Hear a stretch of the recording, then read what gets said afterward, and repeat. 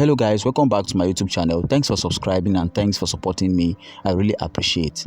There is a growing concern about the over $800 million Abuja Light Rail project, the first of its kind in West Africa and a major infrastructure project which has been idle for over the years according to findings.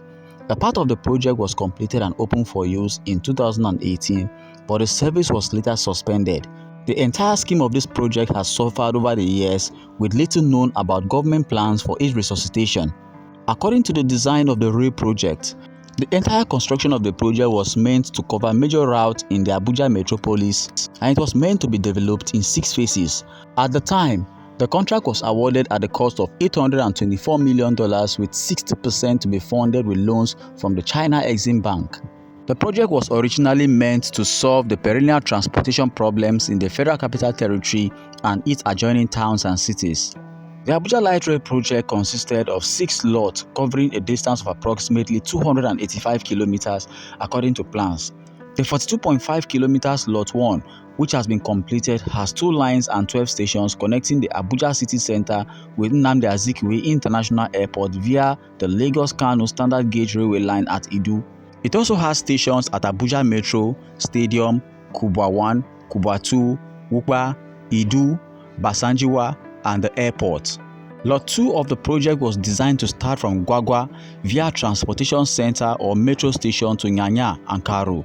Lot 4 was actually supposed to start from Kuje to Karshi with the remaining legs of the Transitway Line 2, while the Blue Line or Lot 3 is expected to pass through Idu to Kubwa, with stations in Idu, Gwagwa, Dede, Kagini, and Bazango.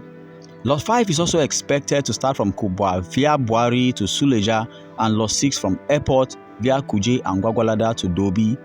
One of the most important questions in the minds of the citizens is why the project stalled. You see, the $824 million Abuja Railway was built by the state-owned China Civil Engineering Construction Corporation and was due to be completed by 2015. Nevertheless, the construction of the Abuja Light Rail project reached its conclusion in 2018. However, passenger services on the line was put on hold in early 2020 due to the COVID-19 pandemic outbreak, and unfortunately the line has remained inactive until today. When the current administration came into power, they decided to look into the project and revive it. It is, however, important to note that work is actually ongoing on the project and it is built to be completed at the end of May 2024. According to data obtained from the Debt Management Office, the loan agreement was signed on November 7, 2012 by the then Nigerian government and the China Exim Bank. It was a $500 million concessionary loan at 2.50%, which had a grace period of 7 years with a maturity date of September 21, 2032 and a tenure of 20 years. Further details from the Debt Management Office also show that as of March 2023, $19.2 million had been repaid on the principal, while $4.8 million had been paid on interest. But another question that was left on the minds of the citizens is that how come the loan has been fully assessed and repayment on it has commenced, but the project is yet to be completed? If government officials are found wanting and have diverted funds meant for the project, they must be sanctioned and punished. It is therefore totally unacceptable and morally wrong for the government to use taxpayers' monies to repay loans on a project they are not enjoying or may not enjoy soon. Government must also be held accountable for the project. Going further, experts have also called on the Federal Capital Territory Administration and the federal government to declare a state of emergency on the metro line and revive it to provide residents of the FCT an alternative means to road transportation. It was on this note that the President and the current Minister of the FCT decided to reconstruct the project and make it viable for the citizens. Currently, the government has also announced that the Abuja Rail Mass Transit project is on the verge of completion with 97% of the work already done. Further plans for the official launching of the Abuja Light Rail has also been made to commence in May, coinciding with the celebration of the current administration's first year in office. Personally, I believe this is one of the projects that the current administration would like to inaugurate because it is very key to the development of the economy. For most residents of Abuja, it is going to be a dream come true, as it is going to link the metropolitan city of Abuja to the hinterlands or the outskirts of the city. Addressing inquiries about the potential extension of the rail lines to the high traffic areas in the capital city, The current administration has adopted a cautious approach. They have also emphasized the need for a step-by-step assessment, particularly considering the financial implications of the project. Although the government acknowledging the significance of linking areas like Nyanya to the new rail network, the government has backed out from making any definitive comment, indicating that discussions with the contractors will determine future actions. It is important for Nigerians to know that the Abuja Rail Mass Transit was provided for in the Abuja Master Plan, which was actually beautiful in concept and provides for intermodal intra-city transit. Abuja is one of the few cities in the world that was designed completely prior to its construction, and its designers drew inspiration from Brasilia and Canberra, the capital of Brazil and Australia. The city was designed to accommodate fewer than 2 million residents, with its populations including the satellite towns, which is now in excess of 7 million. The objective was to create a transit system that meets with the highest standard of excellence, with harnessing efficient operations and best management practices of the private sector, fundamentally to ensure that Abuja is an excellent place to live and work, a capital city in which Nigerians will be proud of, and project Nigeria's status as Africa's giant and economic powerhouse.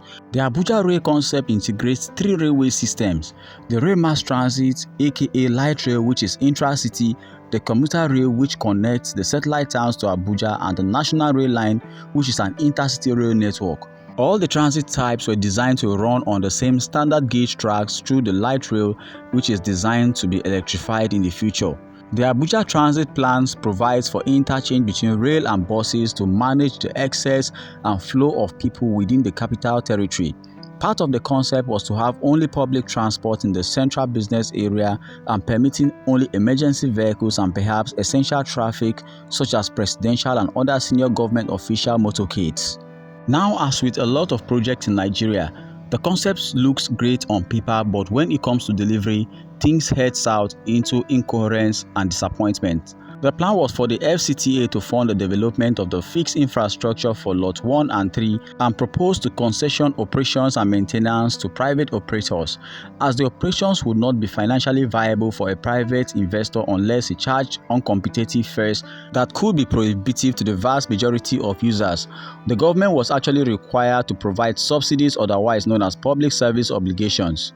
Lot 2, 4, 5, and 6 were to be concessioned to private operators on design, build, finance, operate and transfer concessions, otherwise known as BOT or build, operate and transfer.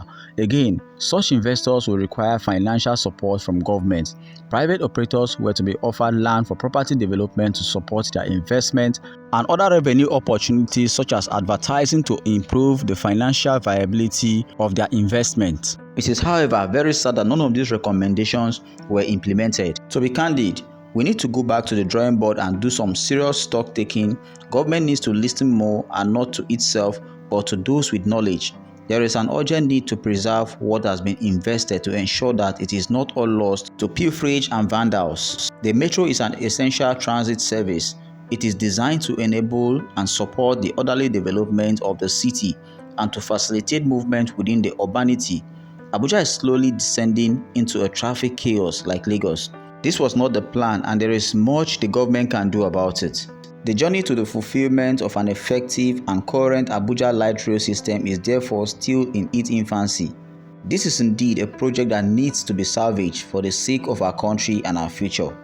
And with the rate at which the current government is actually speeding up actions to revive the Abuja light rail, it is very important to note that soon or later, the light rail is going to come alive and it is going to serve the purpose for which it was intended for. So guys, do well to drop your honest comments in the comment section. Tell us what you think about this project. Don't forget to subscribe and share our videos. Thank you.